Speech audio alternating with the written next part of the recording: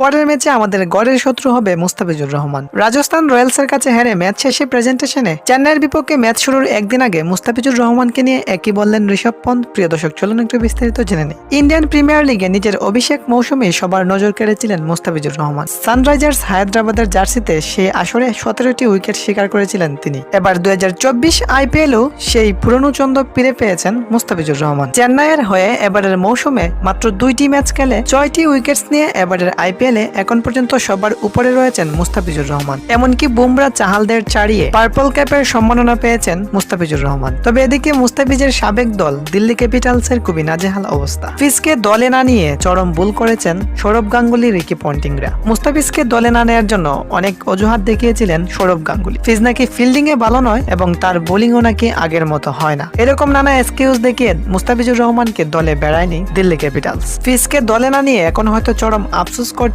Ricky Ponting ও সৌরভ গাঙ্গুলি। কেননা দিল্লির fast বোলারদের খুবই নাজেহাল অবস্থা। যেমন মুস্তাফিজের সাবেক সতীর্থ বোলার হেনরিক নর্তুজে রাজস্থান রয়্যালসের বিপক্ষে 4 ওভার বল করে 48 রান খরচ করে মাত্র 1টি উইকেটস নিয়েছেন। আর অন্যদিকে মুস্তাফিজ প্রথম ম্যাচে 4 ওভার বল করে মাত্র 29 রান দিয়ে 4 উইকেট নিয়েছিলেন। যে মুস্তাফিজকে অবহেলা করে দলে বেড়ায়নি দিল্লি ক্যাপিটালস, সেই মুস্তাফিজ যে কতটা কার্যকরী এখন সেটা হাড়ে হাড়েই টের পাচ্ছে দিল্লি ক্যাপিটালস। এদিকে 2024 আইপিএল এর নবম ম্যাচে রাজস্থান রয়্যালসের বিপক্ষে হেরে ম্যাচ শেষে প্রেজেন্টেশনের পরবর্তী ম্যাচ নিয়ে উপস্থাপকের প্রশ্নের জবাবে ঋষভ পন্থ মুস্তাফিজুর রহমানকে নিয়ে বলেন, চেন্নাইয়ের বিপক্ষে পরবর্তী ম্যাচটাও মনে হয় আমরা জিততে পারবো না। কেননা চেন্নাইয়ের ব্যাটিং ইউনিটস ও বোলিং ইউনিটস আমাদের চেয়ে দুটোই বেশ শক্তিশালী। বিশেষ করে সিএসকে এর বোলাররা দুর্দান্ত ছন্দে রয়েছেন। আমাদের সাবেক ফাস্ট বোলার ও কাটার মাস্টার মুস্তাফিজুর রহমান দুর্দান্ত বোলিং করে অসাধারণ পারফরমেন্স দেখাচ্ছেন। চেন্নাইয়ের বিপক্ষে পরের ম্যাচে দিল্লি ক্যাপিটালসের গড়ের শত্রু বিভীষণ নয়, গড়ের শত্রু হবে মুস্তাফিজুর রহমান।